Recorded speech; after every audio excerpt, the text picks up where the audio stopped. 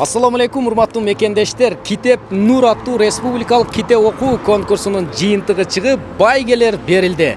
Мына ушул турган кара Kia K5 жанымда турган айымга кетти.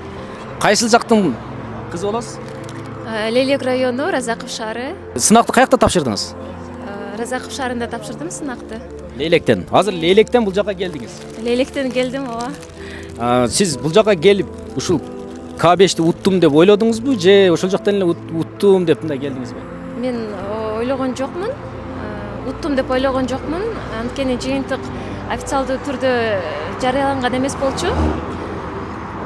Аллахым эмне берсе, шүгүр ыраазымын. Ушу китепти окуганыма да ыраазымын. Эч нерсе утпасам деле ыраазымын деп келдим.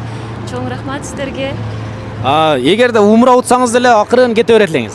Ооба, аябай сүйүнүп атам. Мен буга чейин деле бир-эки жолу конкурска катышып, ушу аябай умра уткум келчү, бирок насип болгон эмес. Буйруса мына ушул Kia K5тердин эң айтат го, эң корозу мына ушул болчу. Бакыттын үрөнү китебин сыйлап, адам адеби китебин сыйлап, бакыттын үрөнү жалаң гана хадистерден турган китеп.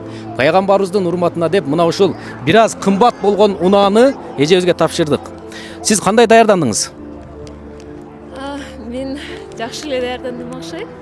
Аябай аракет кылып, балдарым үй тиричилигинен сырткары, эртең менен эрте туруп, балдарым уктап атканда окуп аттым китепти, жана кечинде балдарымды уктатып бүткөндөн кийин иштеримди бүтүрүп ошентип окуп аттым.